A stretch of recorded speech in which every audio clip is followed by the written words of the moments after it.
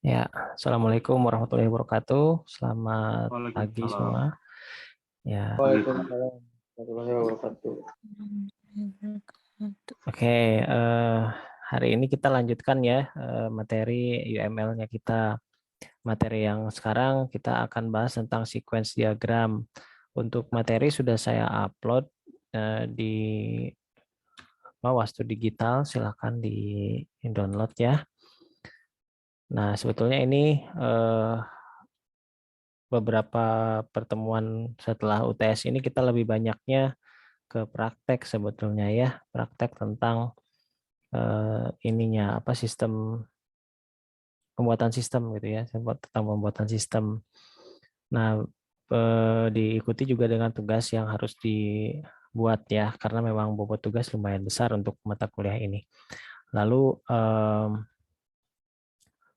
setelah kita nanti bahasan, berarti minggu depan itu bahasan terakhir ya, bahasan terakhir tentang kelas diagram berarti minggu depan itu. Nah, setelah kelas diagram kita akan masuk ke presentasi. Jadi mungkin minggu depan kita tentukan siapa yang presentasi duluan ya. Jadi jangan ini maksudnya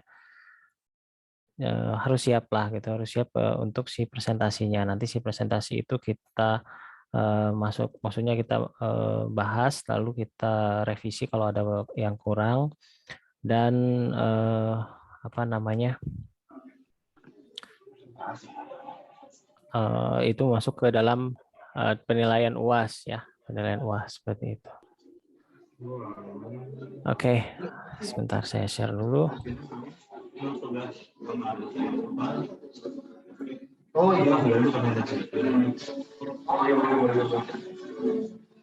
diperbaiki lagi. Oh iya. Udah sama lo, Pak? Saya mute dulu ya, ini Caleb ya bocor nih.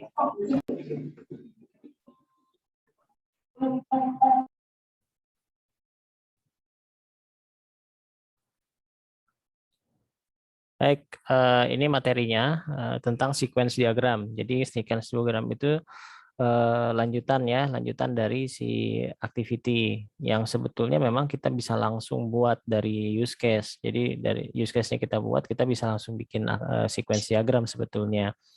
Terus bedanya activity sama sequence itu apa gitu. Kalau activity itu lebih ke penggambaran sistem interaksi sistem secara keseluruhan di si use case itu dan masih bersifat umum.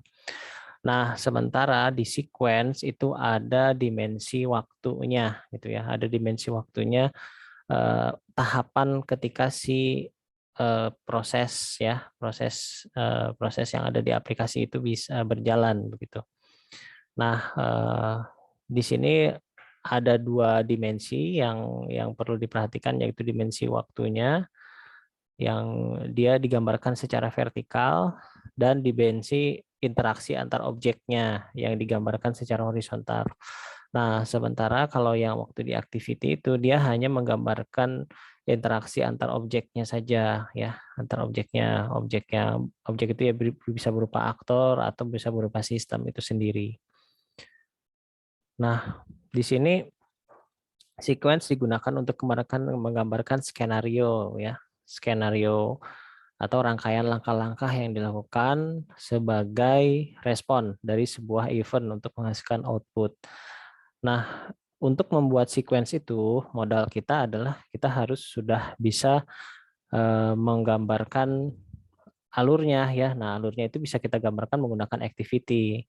Jadi sequence itu bisa lebih mudah gitu, bisa lebih mudah kita buat ketika kita sudah bisa membuat si activity diagram dan juga yang sebelumnya itu yaitu adalah si apa skenario use case. Nah, si skenario use case itu juga salah satu alat yang bisa kita gunakan untuk dasar pembuatan sequence gitu.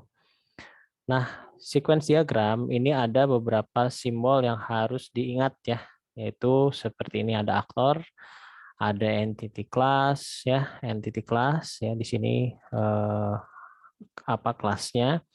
Terus ada boundary class, ada control class. Nah, Ini masing-masing memiliki fungsi dan memiliki mewakili ya, bukan memiliki fungsi, mewakili objek yang berinteraksi gitu, yang berinteraksi di dalam si software itu sendiri. Nah, sementara ini adalah timeline. Ini fokus on control lifeline. Jadi ini seperti timelinenya. Dan ini adalah message. Message itu arah panah untuk pengiriman si datanya. Nah, untuk entity class ya, ini menggambarkan hubungan kegiatan yang akan dilakukan.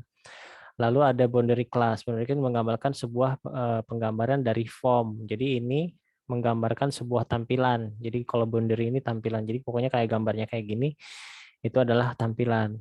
Jadi form lah, form yang dihadapi oleh si user itu sendiri. Nah, nanti dari si form itu dia akan ada perintah atau akan ada instruksi dari program. Nah, si instruksi dari program itu adanya di control class. Ada di control class. Jadi instruksi-instruksi atau si programnya berada di sini. Lalu si instruksi program tersebut dia akan mengakses entity class. Entity class ini bisa berupa objek database ya, bisa berupa objek database. Nah, kalau dilihat dari karakter tiga bentuk ini mirip sekali dengan kelas-kelas yang berada di pemrograman web sebelumnya ya, yang kita pelajari ada kelas objek, ada kelas ini maksudnya kelas view, kelas model, dan controller. Nah, di sini juga bisa terwakili. Oleh karena itu, memang kalau pemrograman berorientasi objek itu sudah cocok sekali menggunakan UML. Nah, seperti yang sebelumnya ya, waktu materi di web itu kita pelajari model view controller. Di sini bisa terwakili ya, model itu kan berhubungan dengan database, kelas yang berhubungan dengan database. Nah, si model tersebut itu diwakilkan dengan entity class ya, karena ini berhubungan dengan menggambarkan hubungan kegiatan yang akan dilakukan oleh si entity-nya atau oleh si objeknya. Jadi sehingga di sini bisa disebut dia berhubungan dengan database gitu, bisa database atau bisa juga dengan sistem ya, sistem. Tapi di sini lebih ke database sehingga cocoknya ini adalah model gitu. Lalu ada boundary class. Nah, si boundary class ini kalau yang seperti di pemrograman web itu adalah si kelas view ya, karena dia berupa form, jadi tampilan view di sini berupa view-nya. Sementara yang control class ya otomatis di sini adalah controllernya. Jadi ini kalau didefinisikan seperti yang MVC kemarin, model view controller, ini adalah model, ini adalah view, ini adalah controller seperti itu ya. Nah, sebetulnya memang simbol sequence ini adalah versi update ya, update yang terakhir sebetulnya. Karena ada versi kelas, versi sequence itu yang dia kotak aja. Dia kotak, dia nggak bikin seperti ini gitu. Itu ada yang seperti itu, tapi itu versi yang sequence sebelumnya. Kita gunakan yang ini, yang versi terbaru ya, yang versi terbaru yang sudah dipisah-pisahkan fungsi-fungsi dari si ininya kelasnya itu, kelas-kelasnya. Nah, karena kita fokusnya ke pemrograman berorientasi objek. Oke, kita langsung ke contoh ya. Kita langsung ke contoh. Di sini ada contoh sequence diagram. Nah, ini ada use case-nya, lalu di sini ada bentuk form-nya gitu. Oke. Seperti kita lihat bentuk form di sini kan ada inputan-inputan ya. Nah, inputan-inputan. Nah, di sini inputan-inputan ini diwakili oleh siapa yang melakukannya gitu ya. Siapa yang melakukannya? Di sini ada use case entry SBB. Terus ada di sini kan berarti use case-nya adalah si entry SBB gitu ya. Nah, berarti ini use case ini yang kita jelaskan. Use case ini yang kita jelaskan ya. Siapa ininya, aktornya siapa saja. Di sini ada aktor staff pembelian. Berarti kalau di sini kita ingin menjelaskan menggunakan sequence, kita berarti harus ada aktor pembelian. Nah, sementara ini staff departemen ini sebetulnya bisa juga kita gambarkan, tapi mungkin di beda diagram, karena kalau dilihat di sini ada interaksi lain untuk si staff departemen. Nah, sehingga dia menjelaskan secara parsial untuk si sequence-nya. Nah, seperti kita lihat di sini ada form-nya, lalu di sini ada inputan ya, inputan nomor, terus kode departemennya, Lalu di sini ada kode barang. Nanti si kode barangnya kan dimasukin ke sini ya. Dia akan berupa list. Nanti kalau udah selesai dimasukin berarti kan ada satu aktivitas. Aktivitas yang pertama adalah menginputnya dulu, input entry semua gitu ya. Udah si entry semua baru dia save kan. Nah, setelah di entry masuk ke dalam tabel ini berarti dia save. Nah, logika kita kan seperti itu ya. Nah, baru kita tuangkan di sini. Kita tuangkan di sini si logika tersebut. Yang pertama, setelah pembelian dia akan open SBB. Di sini berarti dia akan melakukan perintah ini untuk membuka si form ini ya, form ini.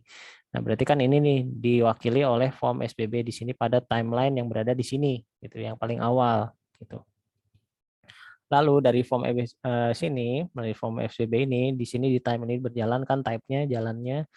Nah, dia langsung melakukan input ya, input ke controller SBB berarti ketika kan dia ngeklik nih, klik barang gitu, dia otomatis masuk tek tek gitu ya. Perintah untuk masuk itu kan dia memanggil sebuah fungsi atau memanggil sebuah perintah ya. Nah, si perintah itu diwakili oleh ini controller. Controllernya di sini sebutnya kontrol SPB. SPB. Nah, di sini si controller ini yang merespon inputan-inputan ini si dari barang-barang ini.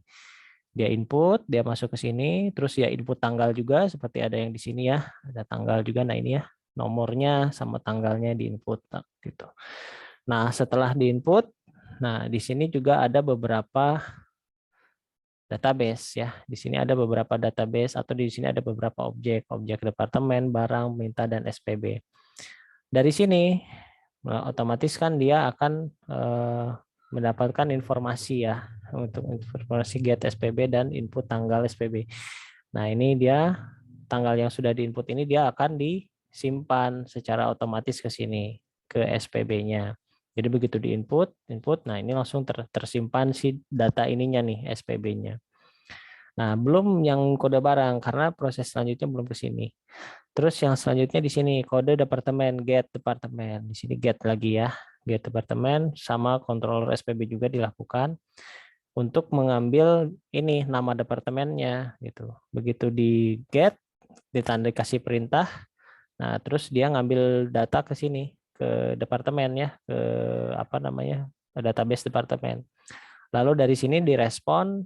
Nah, dia akan mengambilkan tampil departemen. Jadi ini kan timeline yang dilakukan. Ini timeline untuk input yang ini dulu ya, yang dua ini. Terus yang kedua ini timeline untuk yang ini nih, untuk yang departemen. Nah, ini kan get departemen lalu tampil.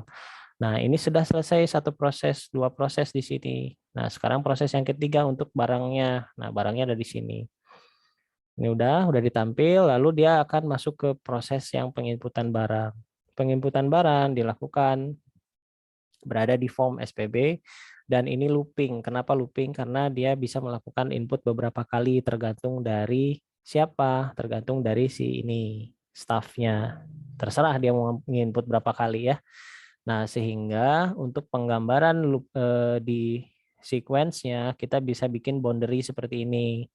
Menyatakan bahwa area sini ini adalah bisa dilakukan secara berulang-ulang dan kita kasih notes looping. Tapi kita ingat loopingnya siapa yang menentukan? Yang menentukan loopingnya adalah si staf pembelian. Sehingga si boundary-nya dia harus bersinggungan dengan alur timeline si staf pembelian. Nah, karena si penentunya adalah di sini. Nah, sementara ini kan kenapa nggak mulai dari sini? Karena ini sudah berjalan ya. Kan dari sini dia udah berjalan. Nah, selanjutnya kan ini tinggal diteruskan untuk menentukan kode barang gitu. Ini get barang dari sini kan, dari kode barang. Terus dia akan mengirimkan ke controllernya SPB, lalu dia akan mengirimkan pesan ke get barang. Nah, ke sini ya.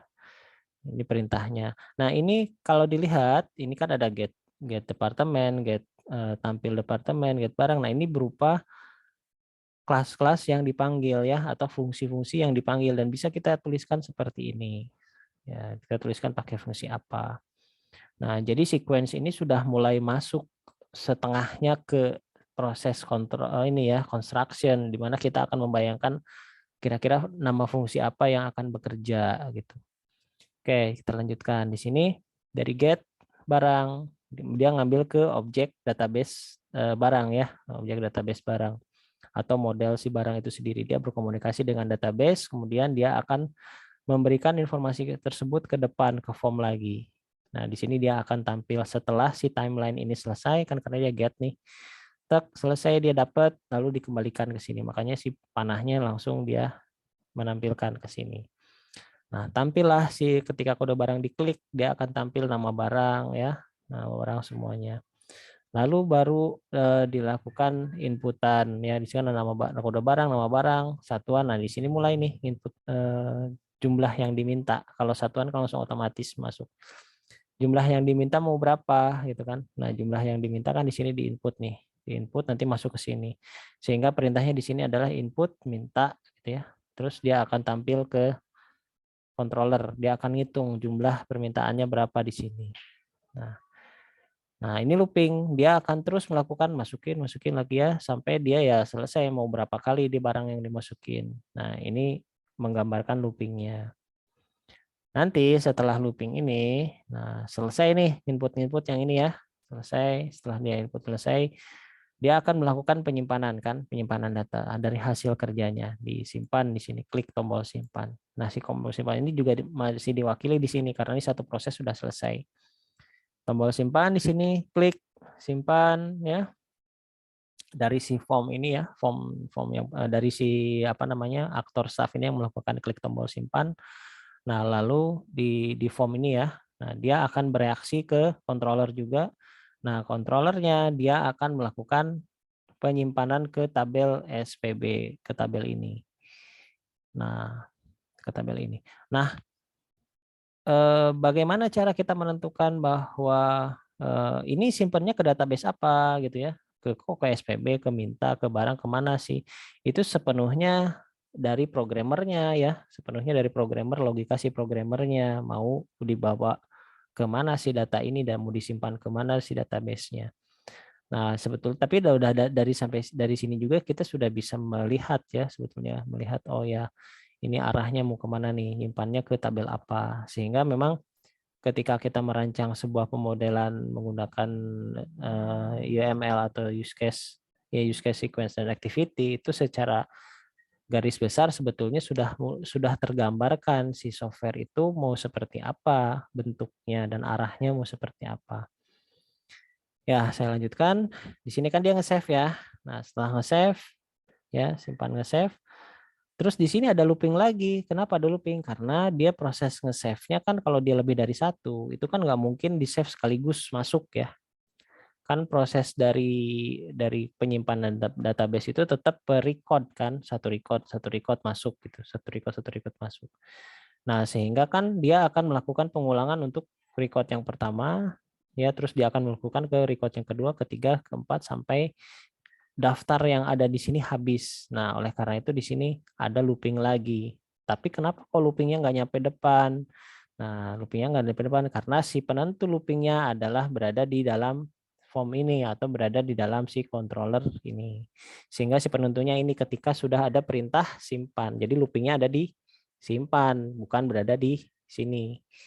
Nah, itu bedanya ya looping yang ini sedangkan yang ini kalau looping yang ini bebas tergantung si staffnya yang mau semaunya dia gitu ya.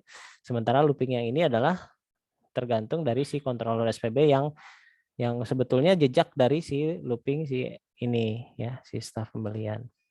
Nah, dia akan menyimpan satu-satu sampai selesai. Kalau udah selesai berarti udah selesai. Nah, begitu. Baik, sampai sini ada yang mau ditanyakan dulu, silakan. Sebelum saya lanjutkan ke contoh yang lain. Oh, izin tanya, Pak. Boleh. Berarti looping yang terakhir itu buat nampung data yang simpannya, Pak? Ya, data yang ada di sini. Kan ini ada, biasanya kalau udah data barangnya lebih dari satu, kan dia pasti menyimpannya misalnya ada 3 lah. Berarti kan dia melakukan 3 kali penyimpanan kan. Betul nggak? Logikanya kan gitu ya. Iya, Pak. Nah, 3 kali penyimpanan itu kan adanya di looping di fungsi simpan ini. Nah, oleh karena itu dia loopingnya di sini. Gitu. Oh ya, Pak, ngerti, Pak. Ya, kebayang ya. Oke. Ya, yang lain ada lagi?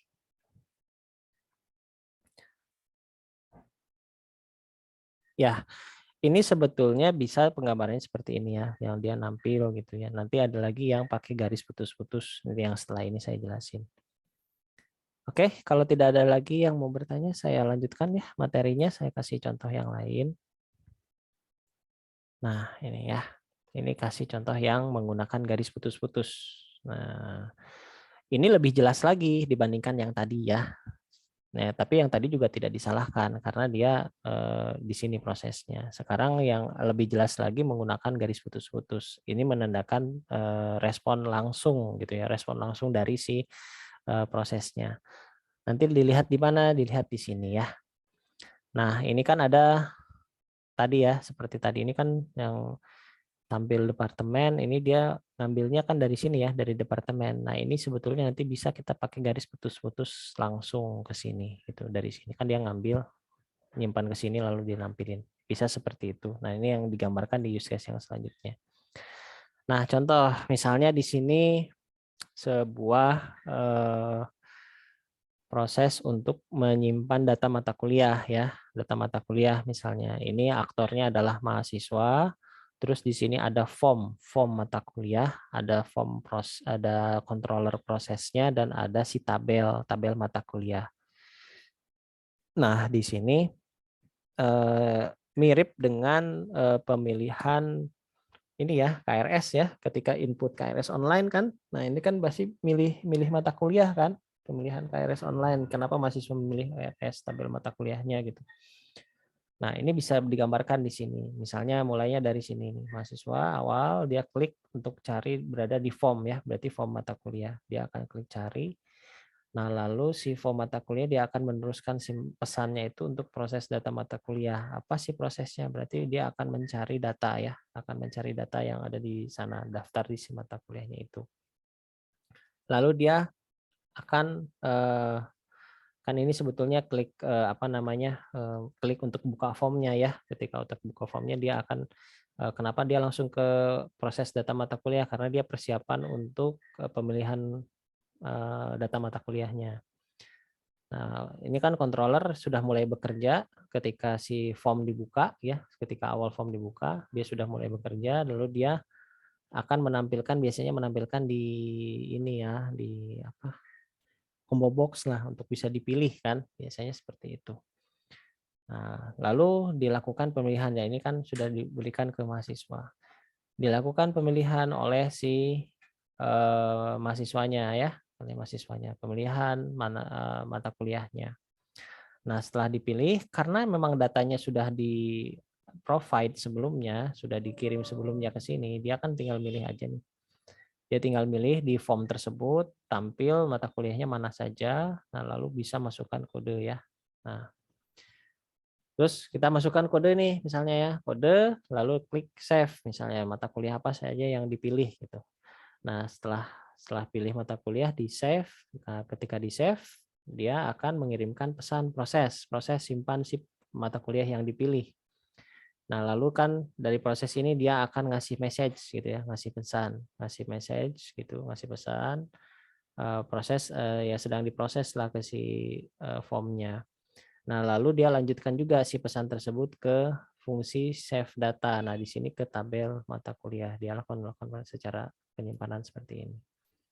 Nah, sudah tersimpan di sini. Nah, udah selesai seperti itu. Nah, adapun kalau misalnya di bawah ada lagi nih, misalnya ada fungsi lain, misalnya untuk pemilihan dosen kan, biasanya kalau untuk mata KRS itu ada dosen. Nah, kita bisa tambah lagi nanti di sini tabel dosen, tapi di sini prosesnya di bawah setelah pilih mata kuliah seperti itu. Nah, itu tergantung dari software yang mau kita buat ya, seperti apa. Logika softwarenya seperti apa, nah kita gambarkan menggunakan ini. Oke, sampai sini ada lagi yang mau bertanya?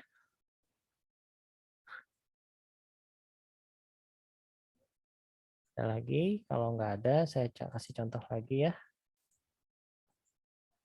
Nah, ini sama. Contoh lagi di sini lanjutan ya, lanjutan yang tadi. Lanjutan.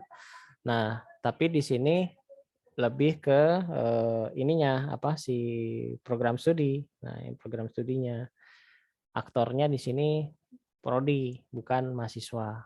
Nah, prodi di sini dia bertugas menyimpan data-data mata kuliah misalnya ya. Nah, ini sih lebih sederhana, menyimpan untuk data-data mata kuliah.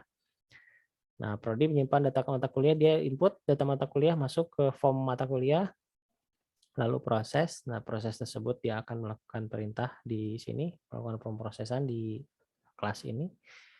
Nah, lalu dia akan ngasih respon ya, ini respon, berarti setelah ini akan direspon.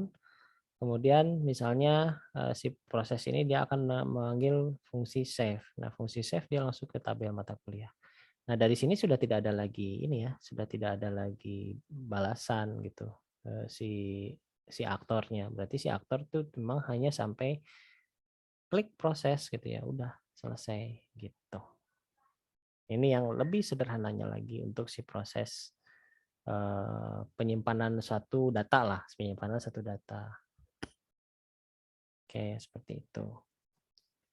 Baik, ada lagi? Ada yang mau ditanyakan atau ada yang kurang jelas untuk sequence? Saya rasa udah ya untuk sequence. Tinggal kita yang susah itu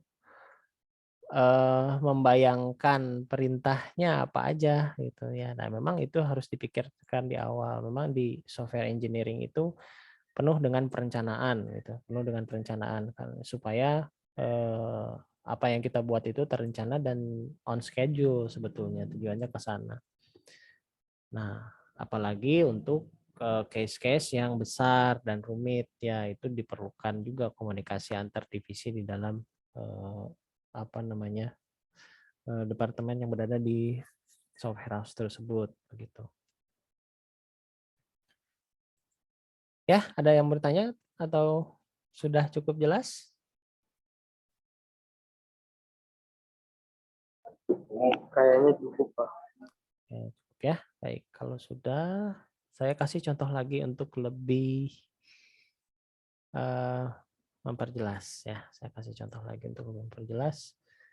Di sini ada use case diagram aplikasi perpustakaan Sugih namanya ya. Ya, ini mirip-mirip dengan tugas yang saya kasih ya. Tugas yang saya kasihkan itu pakai use case perpustakaan tapi berbeda use case-nya. Nah, tapi ini mirip-mirip lah, topiknya mirip gitu. Di sini ada use case menambah anggota, terus ada cetak kartu anggota. Di sini ada 2 use case. Terus di sini ada menambah buku dan ada extend untuk cetak stiker. Ada melihat katalog, meminjam buku dan mengembalikan buku ya. Dan di sini dia pustakawan ya. Berarti aplikasi ini tidak membutuhkan login. Tidak membutuhkan login dan tidak ada interaksi dengan anggota. Berarti dia hanya offline biasanya kalau yang seperti ini ya. Dia offline, dia tidak ada login, dia hanya untuk mengelola proses pengelolaan si data anggota dan data bukunya seperti itu.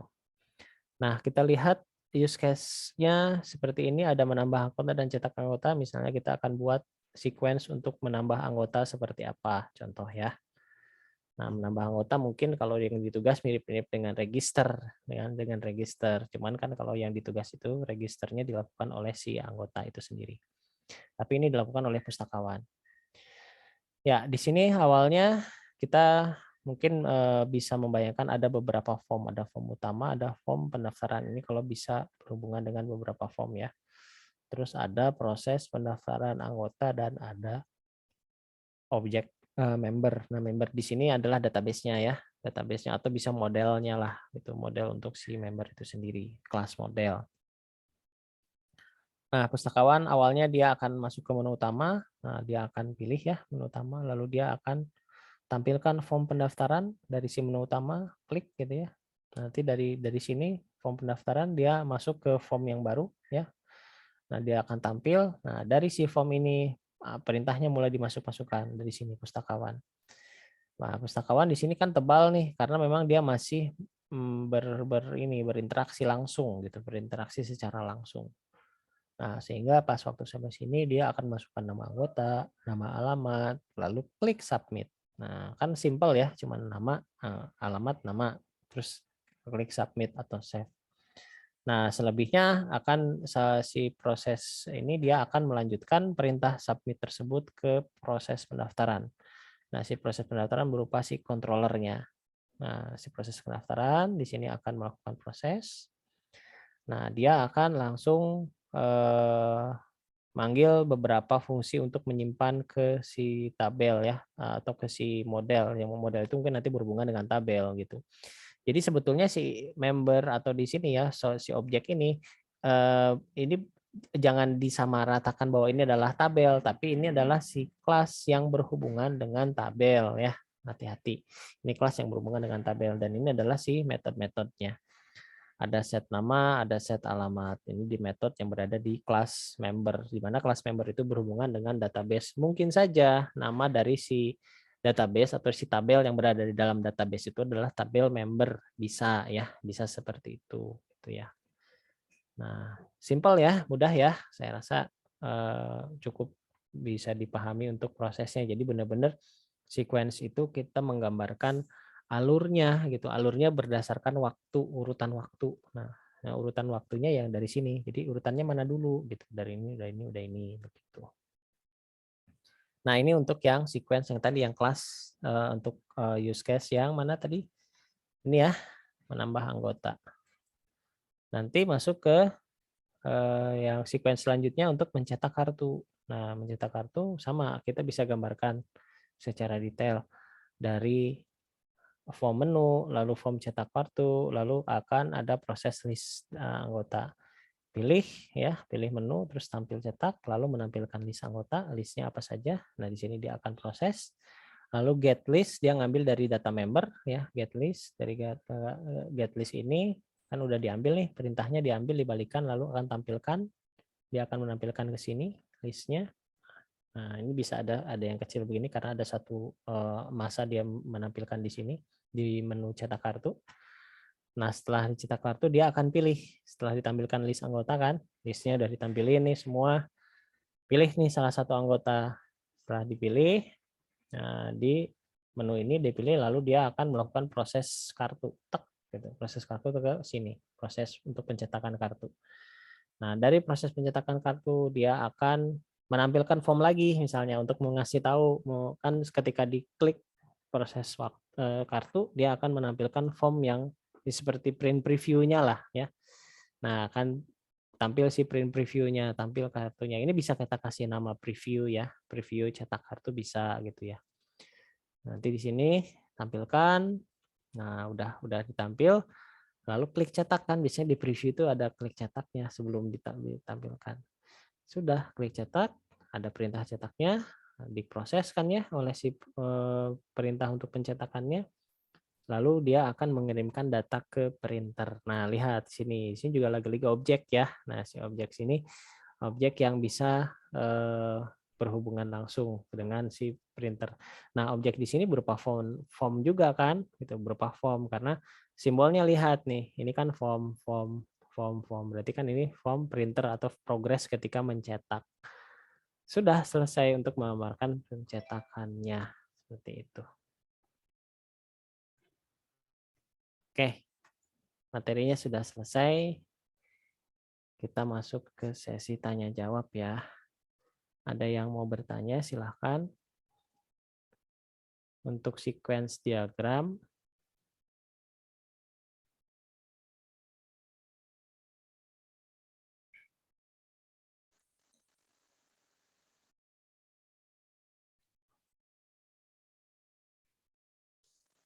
Pak, boleh lihat yang tadi slide yang pas registrasi pustakawan itu, Pak? registrasi ya. Sebentar.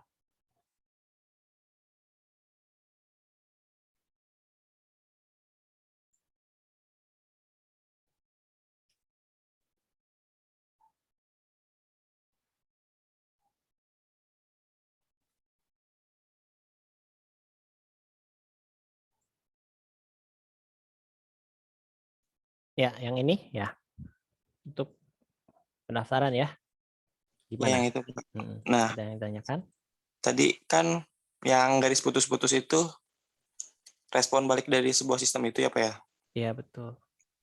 Nah, kalau pas ditampilkan form pendaftaran anggota itu, yang form pendaftaran anggota ada garis putus-putus ke menu ke pustakawan, bisa nggak itu, Pak? Bisa. Bisa di sini. Ya, ini bisa Itu ya. digambarkan di sini. Dari sini ya. Jadi ini ada Ya, dari situ. di sini bisa langsung ke sini. Bisa digambarkan. Oh, Boleh. bisa ya, Pak. Karena itu kan sistem garis-garis itu. Sistem respon, betul. Ya, sistem responnya. Oh iya. Iya, betul. Sistem respon. Gitu. Ya, baik itu aja dulu, Pak. Oke. Makasih, Pak. Sama-sama. Oke, ada lagi yang lain?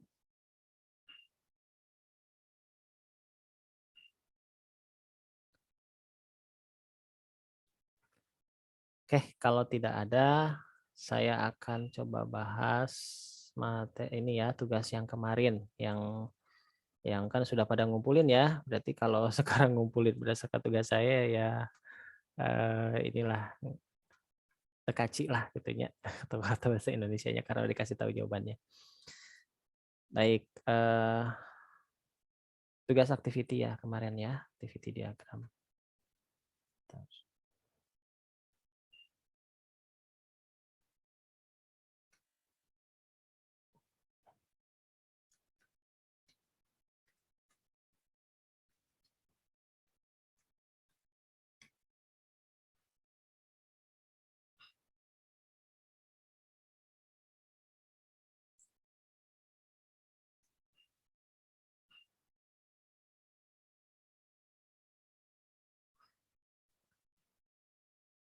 Ya, oke.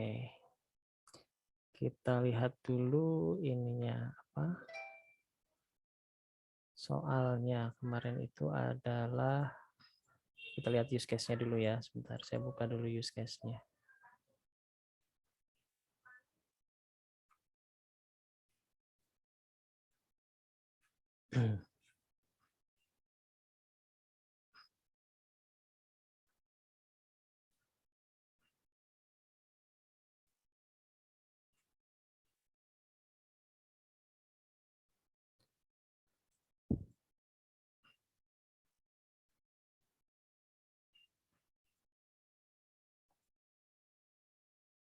Ya, nah, oke, ini yang tugasnya seperti ini kan ya, sudah terlihat ininya.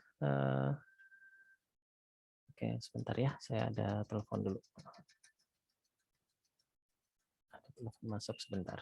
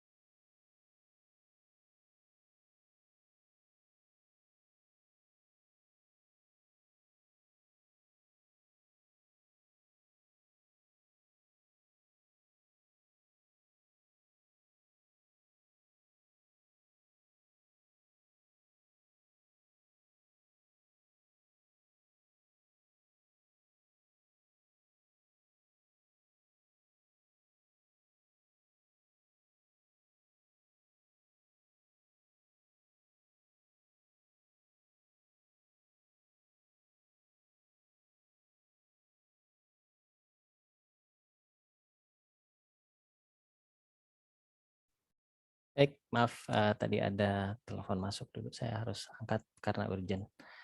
Ya, saya teruskan ya. Ini kita lihat use case-nya untuk yang soal itu ya, soal untuk activity diagram. Sekarang kita lihat di sini kan yang registrasi sudah pernah saya buat ya di sini untuk interaksi antara user, sistem dan admin ya. Nah, sistem dan admin. Nah, sekarang ini saya kasih contoh lagi untuk yang si ini login belum ya, login belum ya. Ya, kita ambil yang login dulu deh. Kita ambil yang login, kita bikin swimline-nya ya, kita bikin swimline-nya di sini. Untuk yang login. Kalau di sini login itu dia kan sebetulnya bisa dilakukan oleh admin dan anggota ya. Nah, bisa dilakukan walaupun dia tidak ada panah langsung gitu, panah langsung ke sini atau garis langsung ke sini, tapi dia dilakukan gitu, dilakukan karena dia selalu dilakukan untuk melakukan ini. Nah, sehingga nanti ketika kita buat activity untuk si kelola data buku, dia tidak perlu kita gambarkan lagi sehingga kita gambarkan terpisah untuk si activity-nya khusus activity login gitu. Nah, ini kita lihat ya di sini karena ada beberapa aktor di sini ya. Ada aktor anggota dan admin ya. Kita lihat di sini. Di sini kita kasih contohnya untuk yang ini ya, login ya, karena kan namanya adalah login. Gitu. Gitu ya.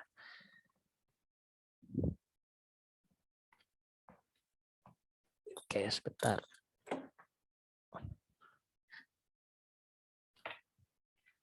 Nah, di sini ada login. Nah, fungsinya di sini kan adalah si user ya.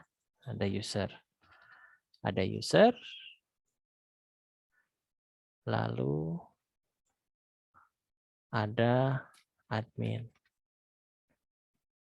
Dan ada sistem. Nah, ada sistem ya di sini. Nah, sistem itu dia akan melakukan, kita akan menggambarkan login. Jadi awalnya kita ambil start ya. Ini kan kita ambil start dari sini. Nah, di sini kan ada respon ya. Ada respon. Nah, kita ambil aja dulu. Saya ambil ini biar cepat ya. Nah, kita drag aja, drag sambil pencet tombol kontrol. Oke, nah.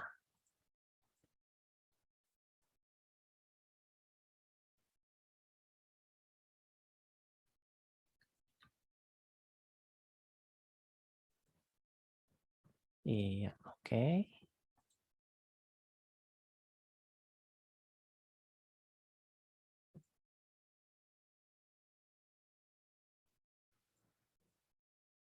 Ya, input data pendaftaran. Nah, di sini kan yang tadi ya. Berarti di sini karena login, berarti dia akan input username kan ya. Username dan password gitu. Nah, dia akan memberikan kemana? Dia akan memberikan ke ini ya. Nah, dia akan memberikan ke sistem. Nah, lalu sistem dia akan memproses. Dia akan memproses. Dia akan memproses, prosesnya berupa apa? Nah, kalau username dan password berarti berupa validasi kan ya? Validasi. Validasi si username dan passwordnya. Sini validasi. Nah, oke, dari validasi nanti ada percabangan karena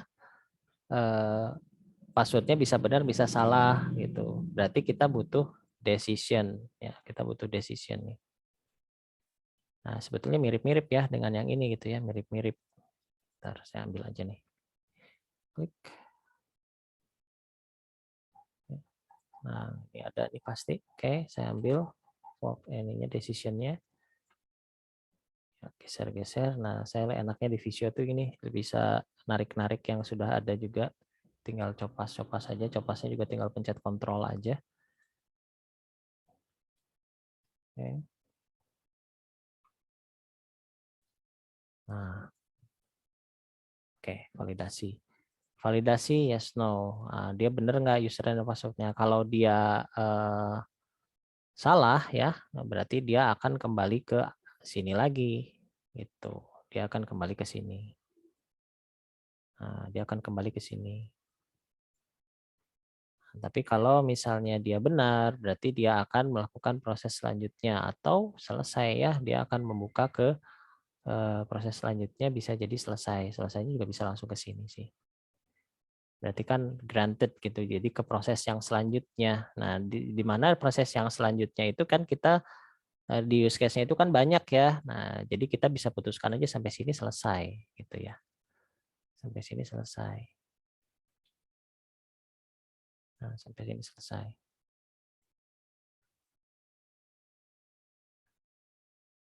Nah, gampang kan ya?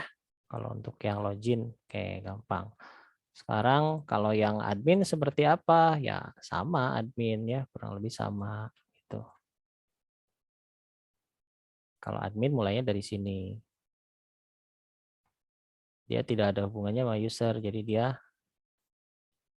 mulai sendiri ya. Bentar.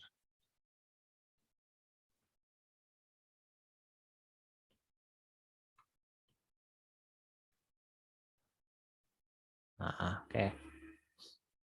Ini kenapa nggak saya gambarkan di atas ya, nanti takutnya putus-putus gitu ya, motong gitu ya, motong. Saya deketin aja di sini nggak apa-apa, nggak masalah sebetulnya ya.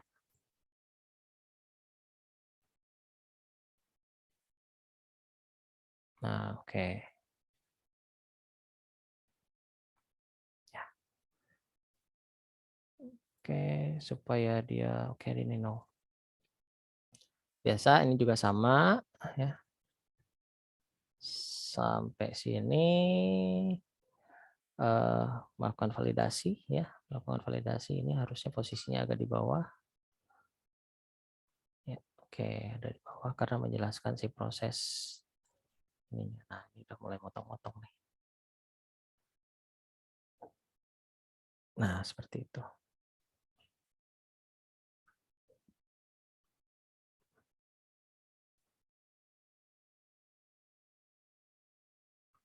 Nah, validasi yes no lagi kan. Kalau yes dia akan ke bawah ke sini. Ini kita nggak harus gambarin lagi ya. Tapi kalau no, nah no-nya ini kan ada dua ini gitu ya, dua garis. Ya otomatis yang ini nih kita ambil.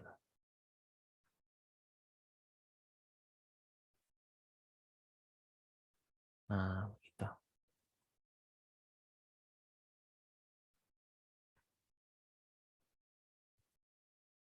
Gimana ya cara gambarinnya ya?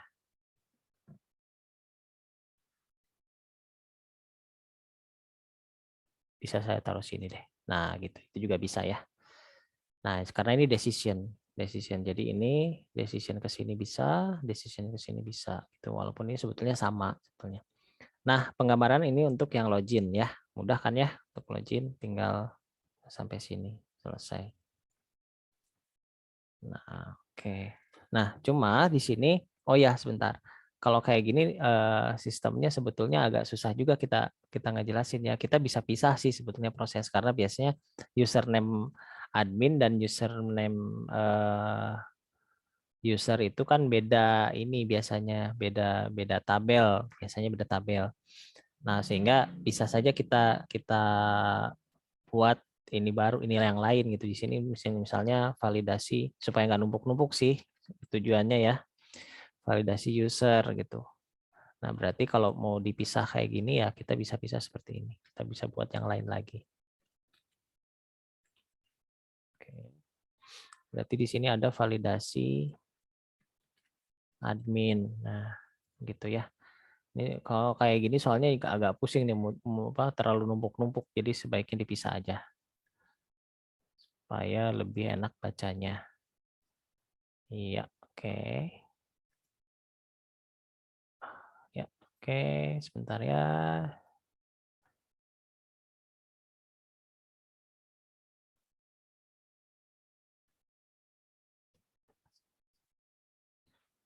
Ya, jadi supaya lebih enak aja ini saya hapus.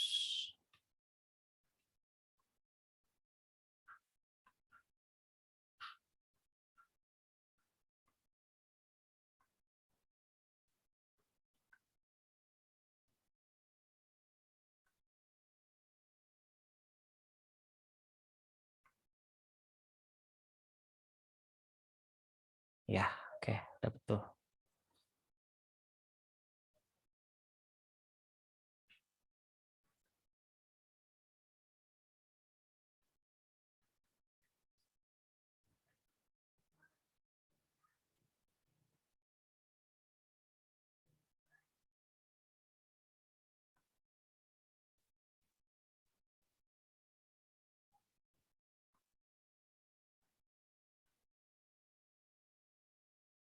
Ya, begitu ya prosesnya.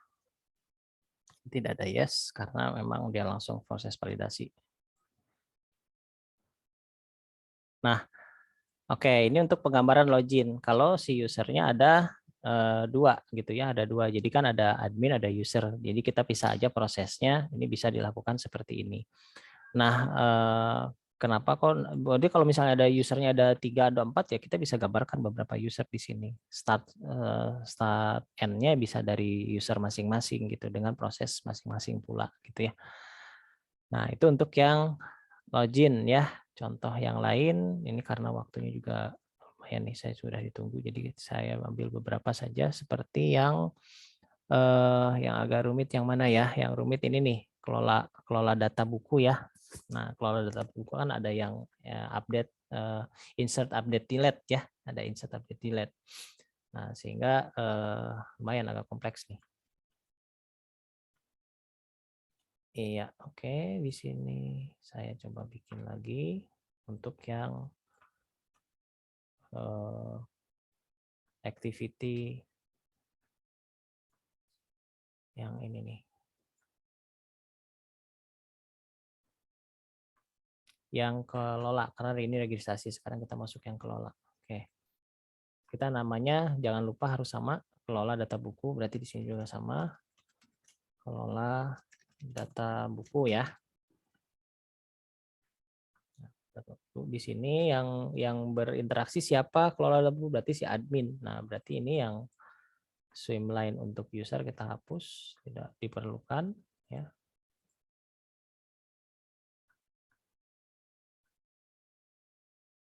Nah, jadi hanya admin dan sistem saja. Kita modifikasi yang sudah ada biar lebih cepat prosesnya. Oke, yang pertama apa? Kelola data buku itu ada proses input data ya. Input data buku. Nah, input data buku. Jadi sini nanti dia akan melakukan suatu proses simpan ya. Simpan data buku. Nah, simpan data buku.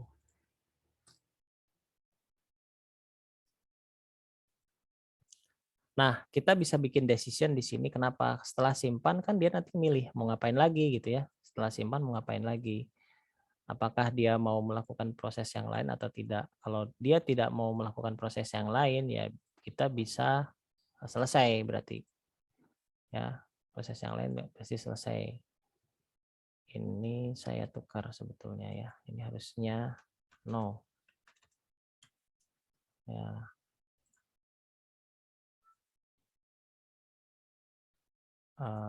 Atau begini deh. Selesai, decision selesai atau tidak gitu. Mana ya cara masukinnya ya?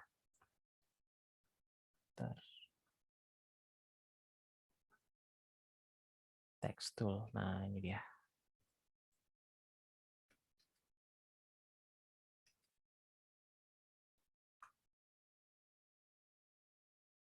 Sebentar.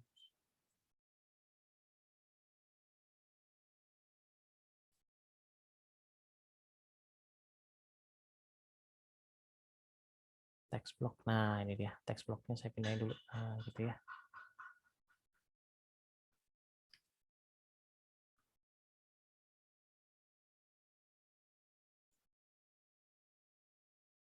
Nah, kalau selesai berarti dia udah end gitu kalau udah mau selesai. Nah, jadi kasih decision di situ. Tapi kalau enggak, ya berarti kan ada proses lain ya yang akan mau dilaksanakan. Ini bisa kita taruh sini biar agak ke sini biar karena bakal ada proses yang lain. Nah, kalau udah misalnya dia mau update misalnya ya. Nah, update misalnya. Update data buku itu. Berarti dia sini lagi kan. Nanti di sini dia akan melakukan setelah update ya. Setelah update otomatis kan dia mengakses nge-save lagi ya, mengakses simpan lagi gitu. Saya simpan lagi berarti saya ambil panah dari sini. Nah, bisa dari sinilah. Oke, masuk ke simpan. Nah, masuk ke simpan lagi. Karena bisa aja kita pakai script yang sama untuk input dan update kan ya. Simpan, nanti dia akan ini lagi selesai atau tidak gitu. Nanti ada lagi proses yang lain gitu. Apakah udah selesai atau tidak. Kalau selesai berarti dia ke sini. Kalau Kalau tidak, dia akan ke sini. Tapi di sini kan ada beberapa decision yang lain. Apakah dia mau update data buku atau yang lain gitu ya. Tidak bisa saja pilihan yang lain gitu. Pilihan yang lainnya adalah delete kan ya. Nah, delete gitu. Nah, kalau delete, karena ini decision itu kan cirinya adalah tidak dijalankan secara bersamaan ya, berbeda dengan join itu. Kalau join itu kan dua proses yang berjalan secara bersamaan, tapi kalau decision itu prosesnya terpisah gitu, prosesnya bercabang terpisah. Jadi kita bisa gambarkan cabang yang lain ketika ada no yang lain ya gitu. Nah, ini bisa kita gambarkan seperti ini. Jadi ada jalur lain selain si yang tadi nih. Mungkin ini gambarnya bisa ditukar lah gini ya, biar nggak motong-motong deh. Nah, begitu ya. Ini no, yes gitu ya. Ya, oke.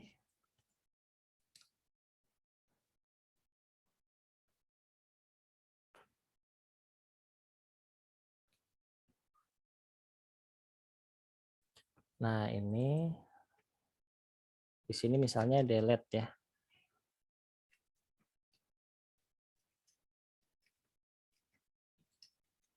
Misalnya delete data buku. Gitu ya. Delete data buku. Nah, ini kan selalu diulang-ulang nih. Kalau udah selesai, mau gimana lagi? Selesai gimana lagi? Berarti nanti setelah ini dia akan melakukan perintah. Perintahnya berupa hapus data ya. Ini bisa nih hapus data, perintah hapus data buku.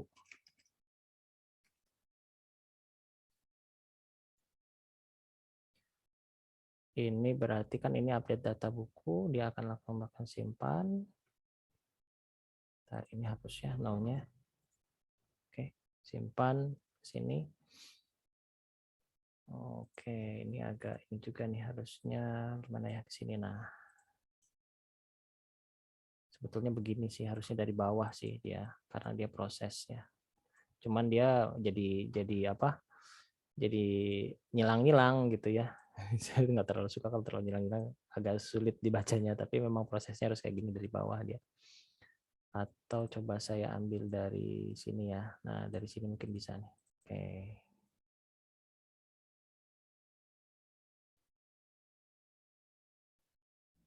Nah, oke, bisa begini ya. Ya, ke atas mesti update, ini update. Nah, ini yang delete ya. Kalau yang delete admin input data. Oh ya, sebentar. Di sini sebetulnya ini input data di sini mungkin perintahnya adalah klik ya. Klik tombol update. Karena user yang melakukan klik tombol update data supaya dia perintahnya berbeda di sini. Nah, klik tombol hapus, hapus data buku. Oke. Nah, selanjutnya proses selanjutnya adalah ke sini ya. Sini dia proses selanjutnya ke hapus. Nah, dari hapus baru dia akan melakukan ke decision lagi, dia kembali lagi ke atas.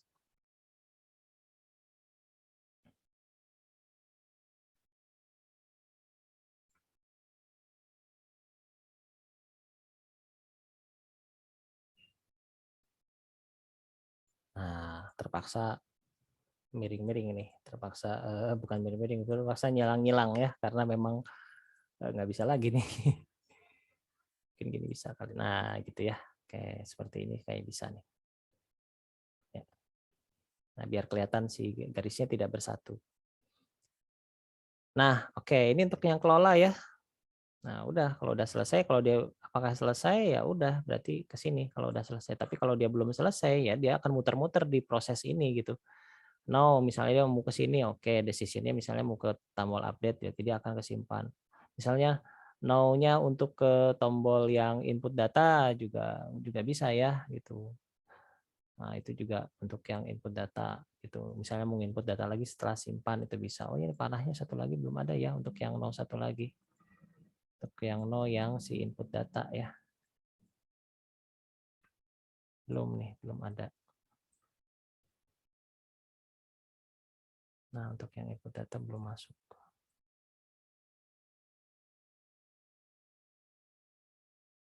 Oke.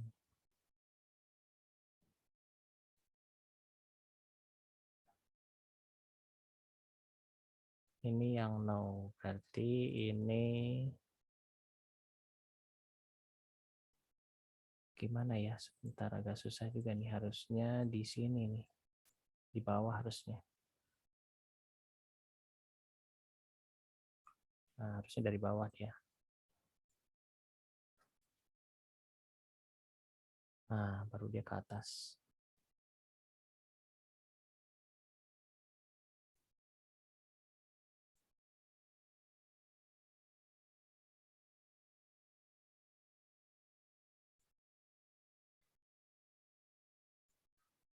Nah, seperti itu ya. Ini no-nya beberapa gitu.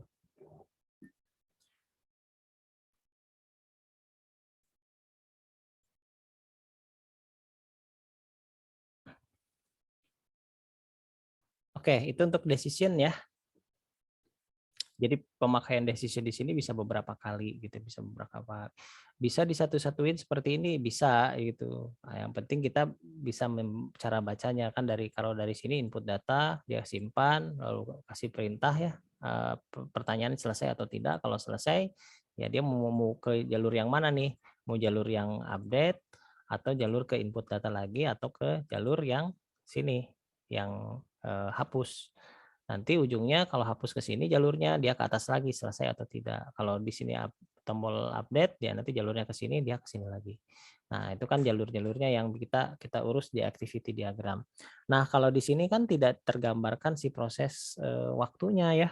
Mau kap yang mana dulu, mau yang mana dulu itu bisa tidak digambarkan. Nah, nanti bisa digambarkan ketika masuk ke sequence. Nah, seperti itu. Ya, sampai sini ada yang mau ditanyakan? Silahkan. Pak cukup jelas. Ini saya ambil yang agak rumit yang ininya nih, yang si activity-nya ya.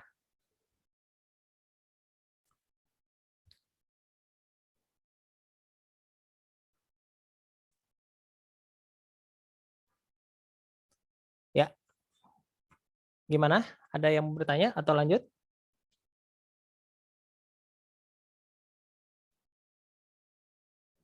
Pak, Lanjut, Pak. yang Ya, gimana? nah Pak yang itu yang garis tebal hitam itu biasanya buat apa ya Pak? Yang ini? Ya. Ini buat join. Kalau join itu dia ada dua proses masuk ke sebuah jalur yang sama gitu. Jalur yang sama nanti akan menghasilkan ke sini ke notifikasi. Sama-sama menghasilkan notifikasi. Kalau dia sumbernya dua, namanya join. Tapi kalau sumbernya satu terus dia mecah, nah itu menjadi fork. Tapi kalau fork itu si prosesnya berjalan secara paralel atau bersamaan. Nah, itu yang bedanya ya kalau untuk itu. Itu mungkin. Ya Pak, baik Pak. Baik ya. Nah, sementara decision apa? Kalau decision itu dia dari satu atau dari banyak dia melakukan percabangan ke yang lain. Jadi dia berjalan sendiri-sendiri. Beda kalau ini dia berjalan secara bersamaan, masuknya bersamaan, masuknya bisa berbeda-beda tapi nanti menghasilkan hasil yang sama. Kalau yang satu yang fork itu masuknya satu dia akan menghasilkan dua proses yang dilakukan secara bersamaan kayak begitu.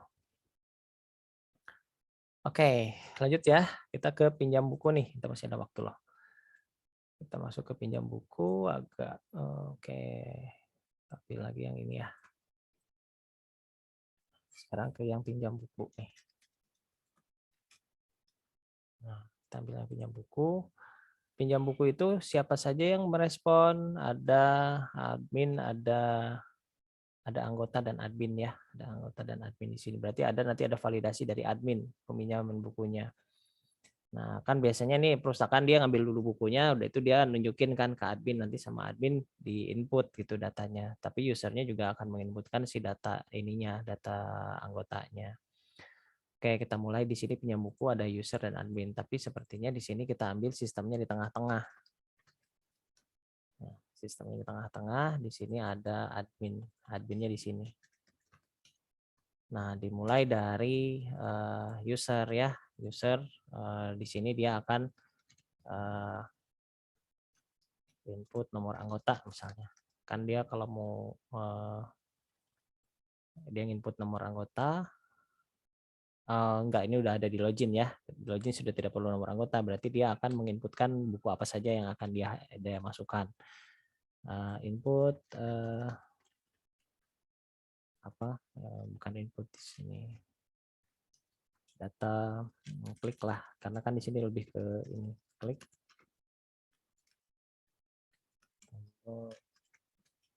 Input data buku ya, yang dipinjam. Bisa seperti ini, yang penting harus jelas. Nah, setelah itu ini saya hapus aja dulu ya supaya tidak ini.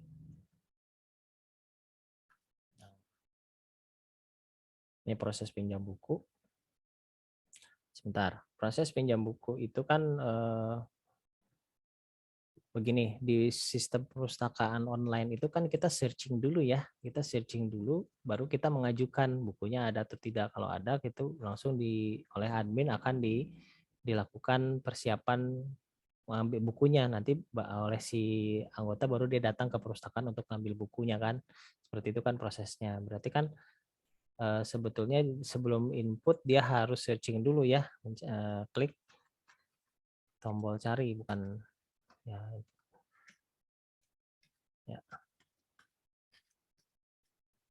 Cari ya, cari data buku. Nah,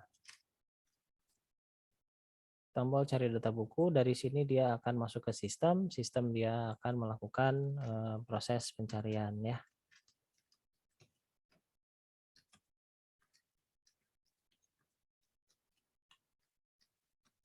Nah, dari proses pencarian data buku tentunya balik lagi ke decision akan ditemukan atau tidak ya. Ini yang saya ambil yang udah ada tulisannya ya, biar nggak bolak-balik.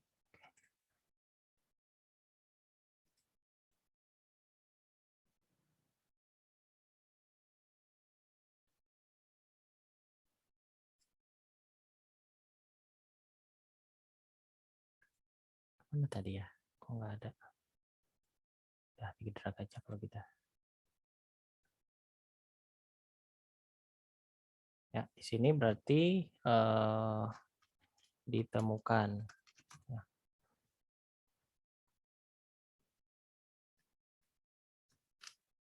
Ditemukan atau tidak gitu ya.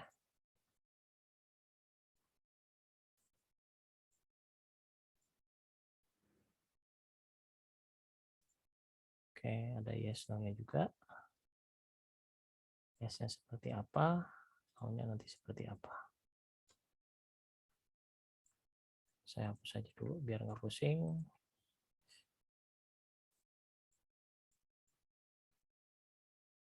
Ya. Kalau tidak ditemukan, dia akan kembali lagi ke sini untuk melakukan pencarian. Ya, kalau ditemukan berarti dia akan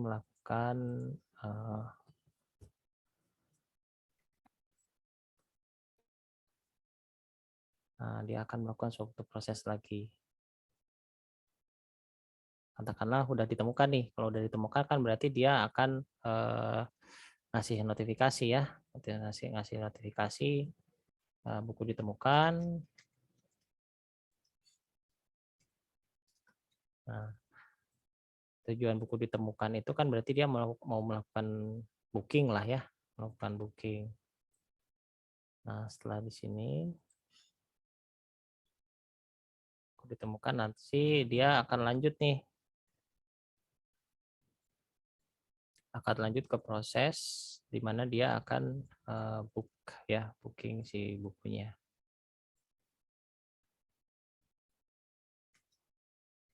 Booking buku ya.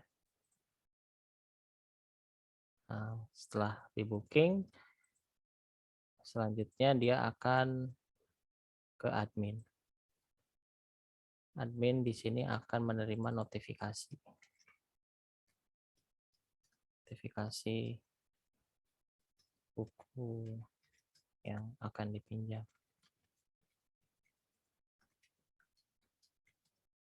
Nah, supaya adminnya mempersiapkan buku tersebut.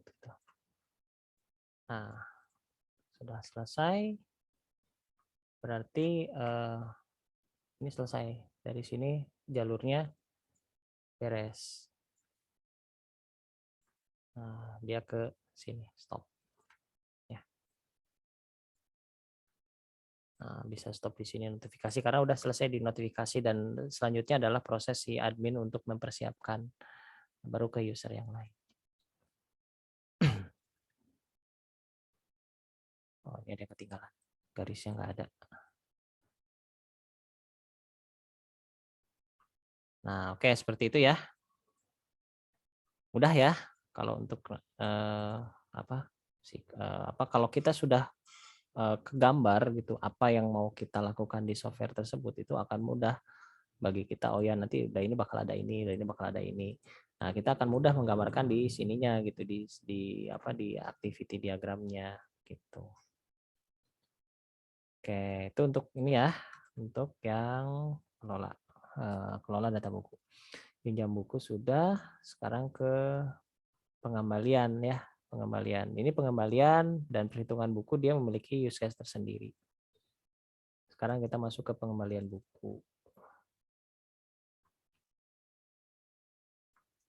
Nah, sebetulnya ini kan tugas ini bisa dilakukan dengan cepat ya kalau misalnya memang kita sudah paham cara pembuatannya.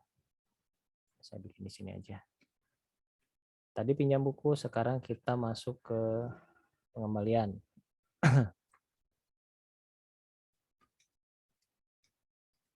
Pengembalian buku ya. Dari pengembalian buku di sini apa nih? Dimulai dari apa, kan pasti ada user dan sistem. Nah, kalau pengembalian buku itu kan berarti posisinya ada di perpustakaan ya.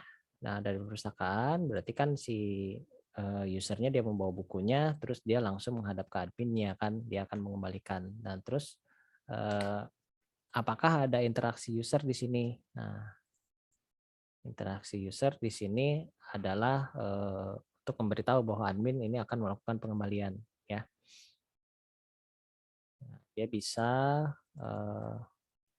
konfirmasi buku ya, buku yang dikembalikan. Konfirmasi buku yang dikembalikan. Lalu di sini sistem akan memproses buku yang akan dikembalikan. Update ya. Update.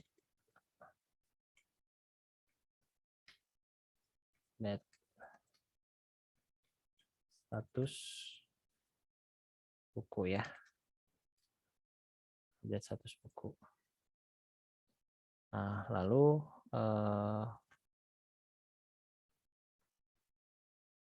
ini di sini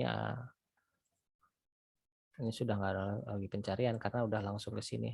Update status buku, dari status buku dia akan melakukan konfirmasi ya. Di sini konfirmasi si buku yang dikembalikan.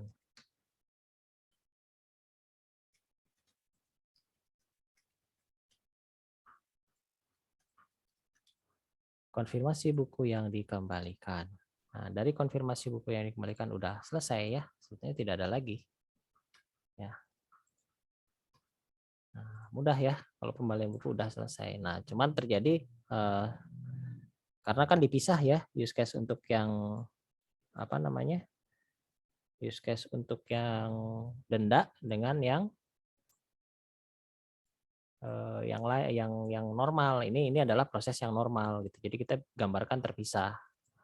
Nah, ini proses yang normal. Terus kalau proses yang denda extend-nya ya tinggal kita lakukan aja prosesnya sini. Ini untuk proses yang perhitungan denda, oke? Perhitungan denda, ya. Di proses perhitungan denda, di sini konfirmasi kembalian buku, di sini sistem akan menghitung denda keterlambatan. Denda keterlambatan.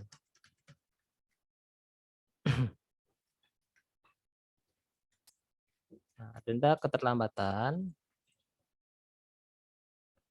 ya, dari denda keterlambatan ini dia akan melakukan ini dulu, apa namanya? Konfirmasi ya. Nah, dia akan melakukan konfirmasi.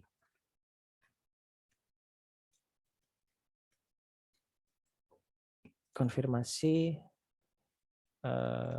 denda keterlambatan apa aja. Dia konfirmasi dulu.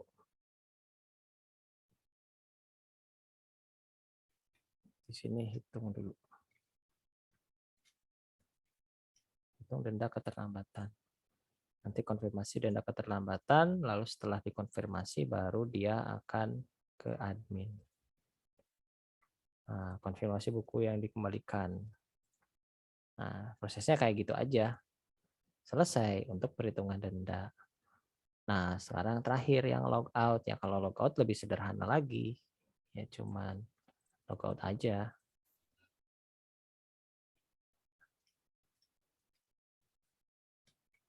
Logout dari sini ya. Klik.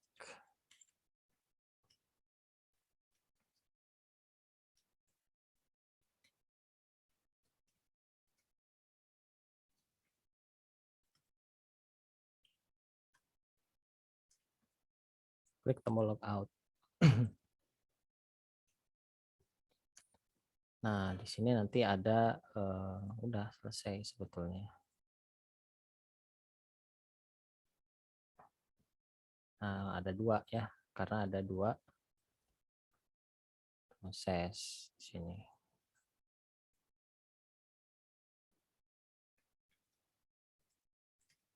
Proses logout.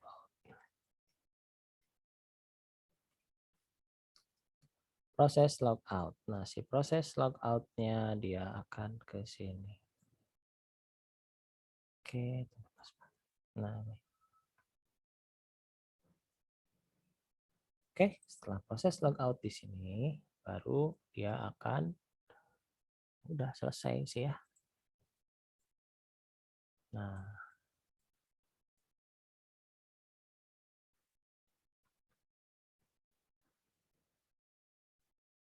sebentar, ini dipisah ya harusnya proses logout user ya, beda soalnya. Nah, jadi supaya nggak numpuk. Ini ke sini. Ya, nah, sementara yang ini terpisah karena dia beda user. Gitu.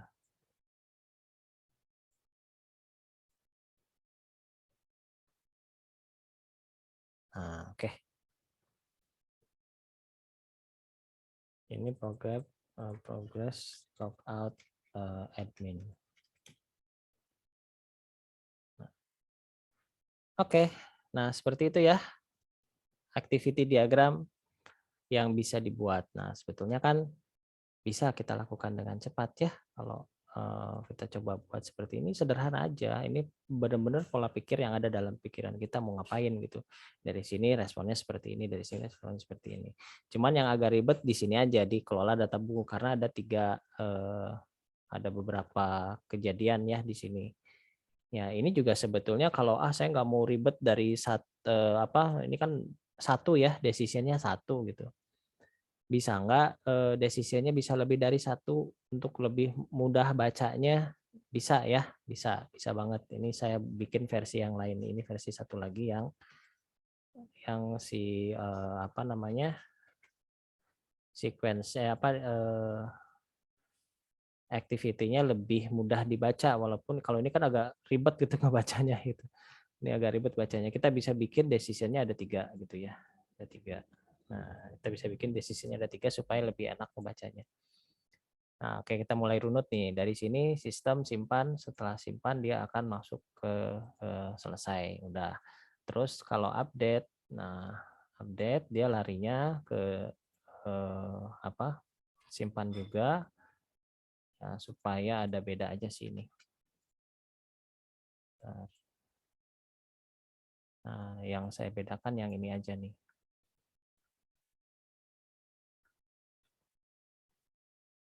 Nah, ini kan yang awal ya. Bentar. Jalurnya dibikin dulu satu-satu nih. Satu. Biar enggak repot ya. Sorry, ini dihapus.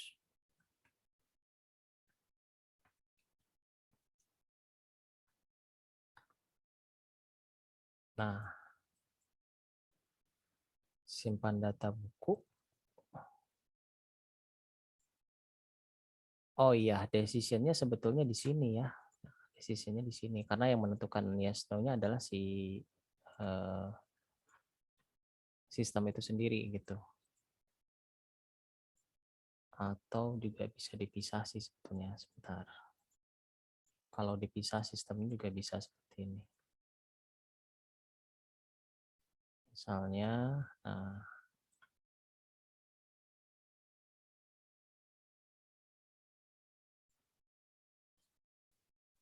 ini ada tombol hapus.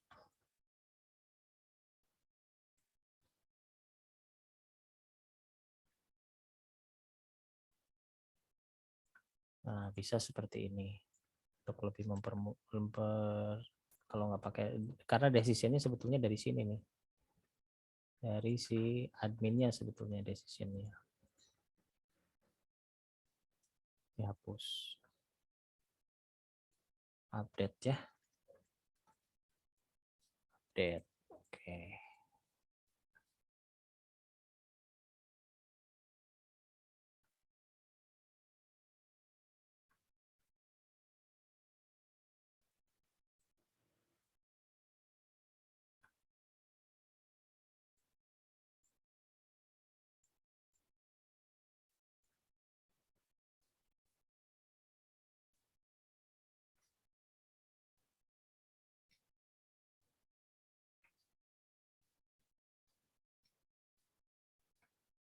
Ya, oke, dari sini.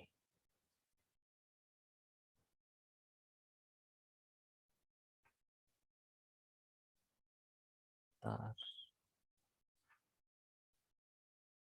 Nah, oke. Nah, baru di sini.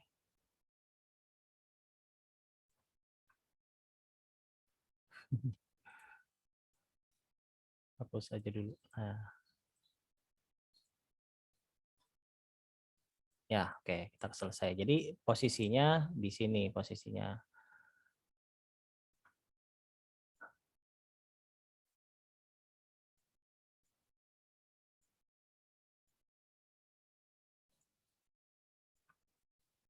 Posisi desisnya di sini karena yang tadi itu agak-agak ini agak memusingkan sih kalau dilihat ya. Nah, ini selesai yes no, yes-nya di sini. Nah, biar ada kelihatan.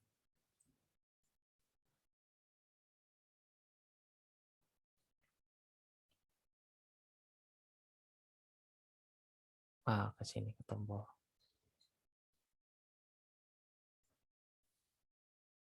Aduh, tapi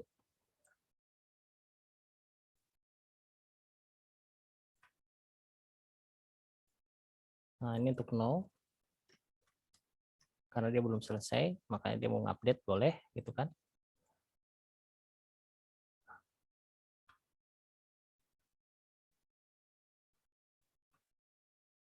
Atau dia ke sini.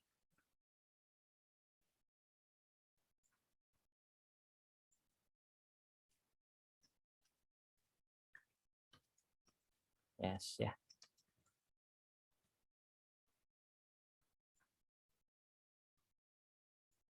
Upload, hapus, sama hapus di sini.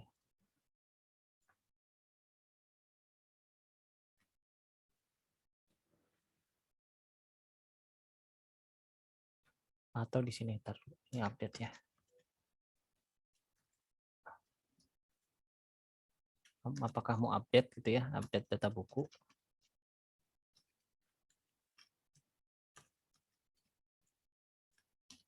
Gitu ya. Decision.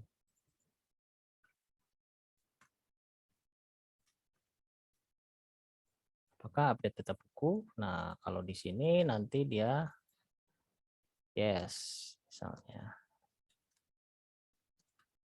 Yes, untuk update, maka dia langsung ke update, lalu ke tampil sini. Kalau no, maka dia akan pilihan lain. Ya.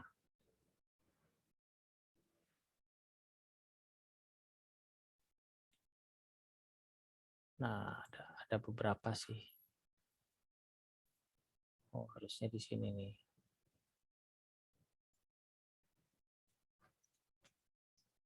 Input data.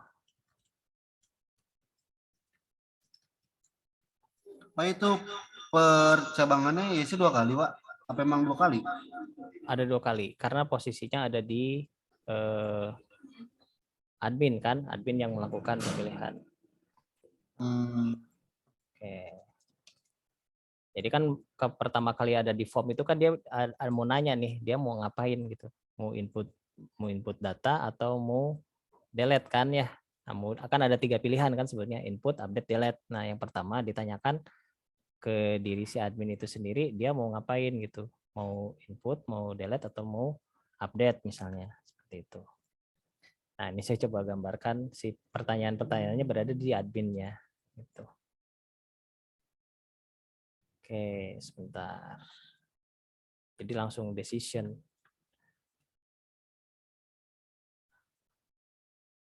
Oke.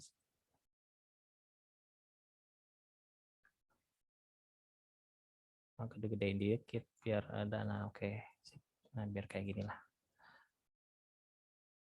Nah, ini yes ya.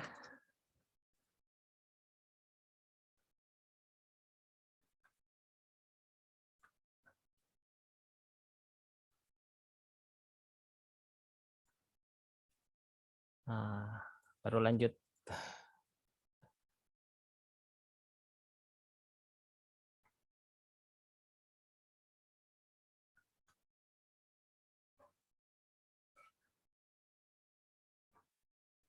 Nah, bakal banyak decision nih sebentar ya. Di sini no.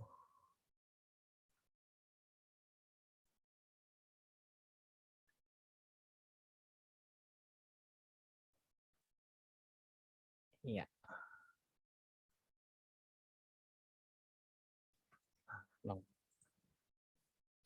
Decision ke decision lagi. Jadi awal input data buku yes, kalau yes, oke dia langsung melakukan penginputan, setelah penginputan dia langsung ke sistem akan melakukan sistem.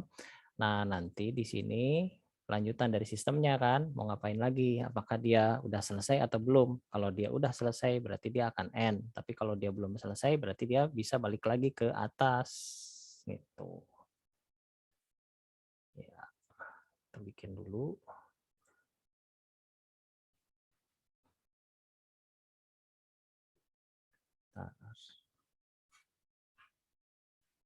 Nah, oke.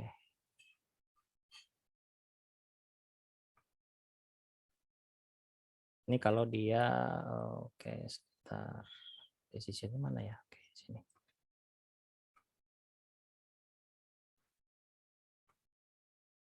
Ini saya coba bikin supaya penggambarannya lebih ini aja sih, jalurnya lebih terpetakan, lebih enak gitu. Kalau tadi terlalu numpuk gitu, walaupun memang bisa tapi nggak direkomendasikan karena terlalu numpuk. Ini di sini baru konfirmasi selesai. Selesai.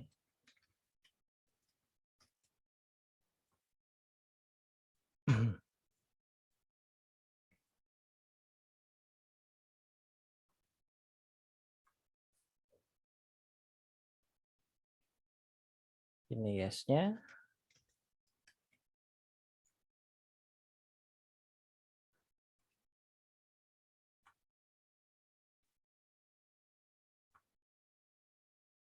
Ini no-nya.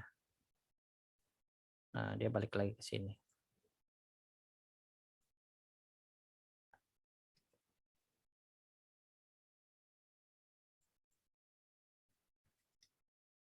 Jadi kalau no dia akan balik lagi ke awal. Mau ditanya lagi nggak inputan atau enggak? Kalau yes, jadi sini dia nanti muter lagi kan.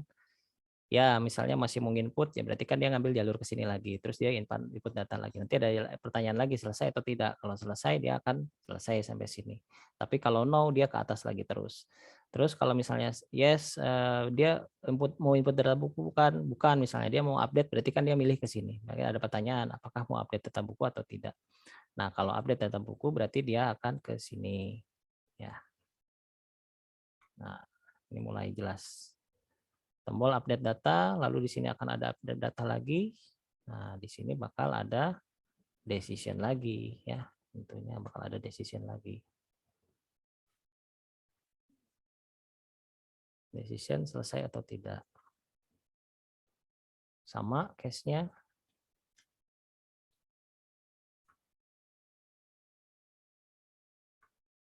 Kalau dia selesai dia akan ke sini.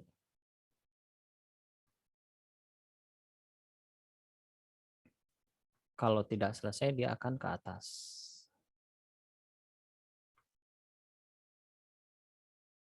Lagi.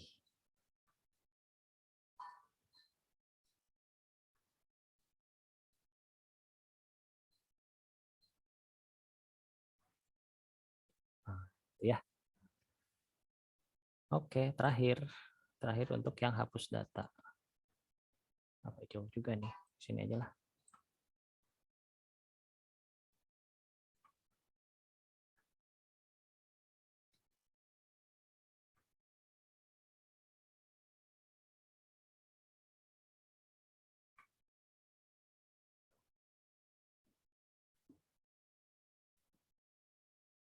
Gimana ya, sebentar.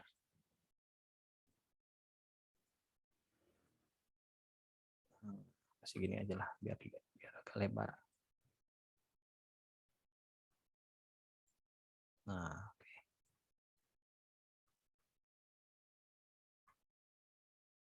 Sama.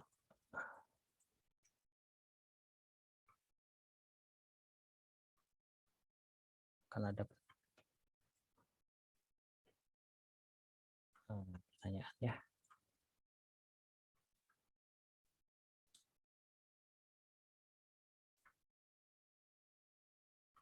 Nah, oke. Ini selesai, kalau tidak selesai dia balik lagi ke atas. Oke, sebentar.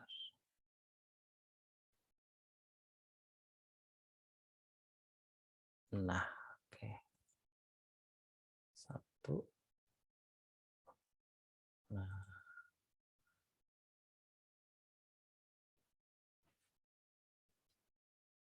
Nah, kalau gini mungkin lebih ini ya, lebih jelas gitu, lebih jelas.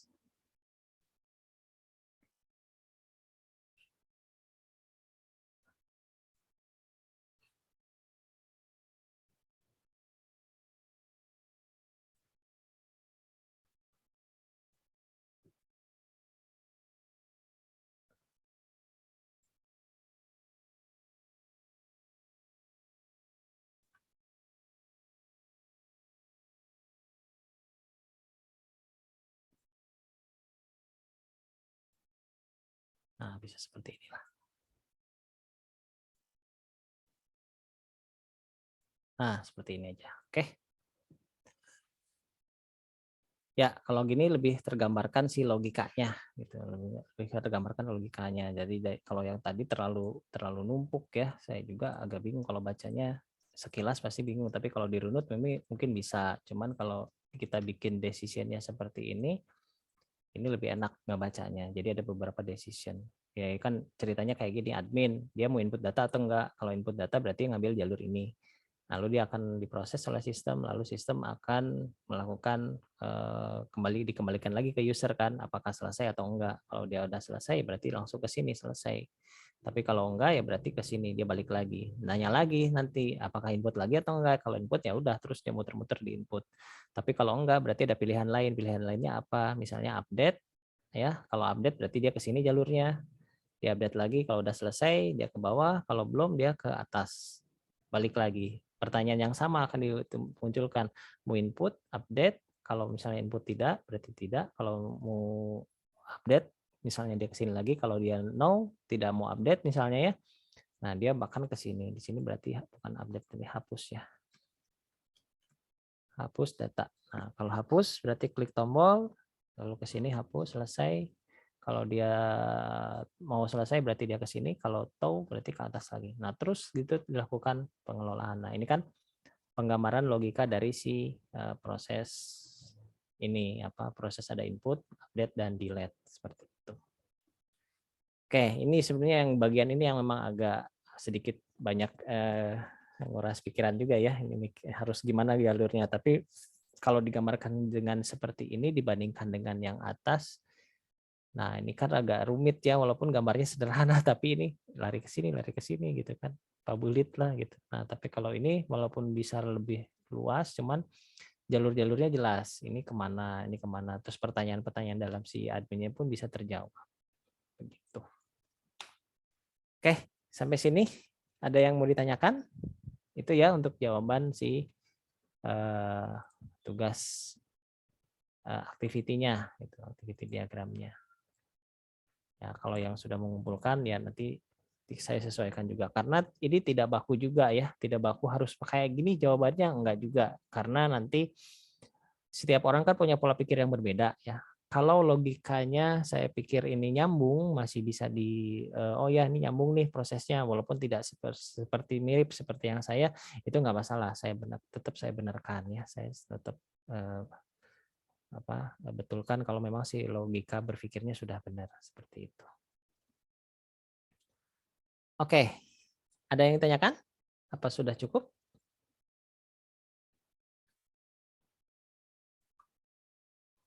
Halo? Gimana ini, masih ada nggak? Sudah cukup, Pak. Sudah cukup ya?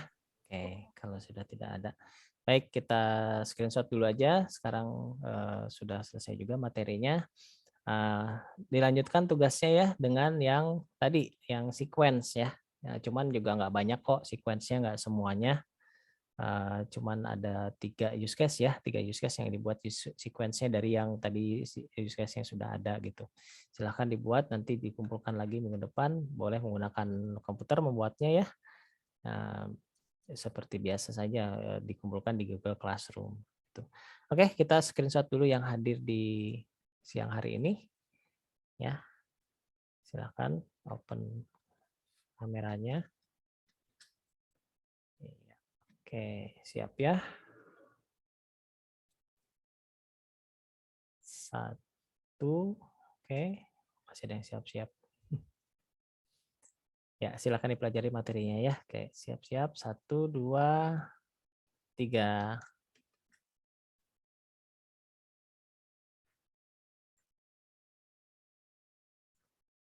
Iya, oke, save.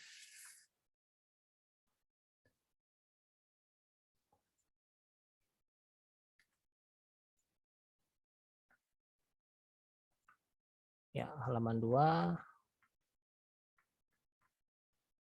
Siap ya. 1, 2, 3.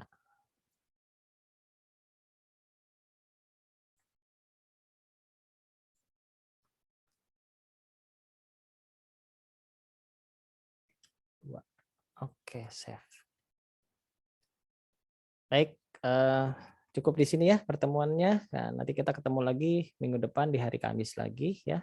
Jangan lupa tugasnya diselesaikan. Nah, sekaligus juga mengerjakan tugas ininya ya, tugas kelompoknya. Kan sudah berlanjut sekarang ke sequence. Berarti nanti yang tugas kelompok yang kemarin yang sudah di review, silakan dikerjakan revisinya, dan itu kan bareng-bareng ya, bisa ngerjain bareng-bareng, lalu buat si sequence-nya juga. gitu, biar nggak keteter nanti pas waktu mau presentasi gitu ya.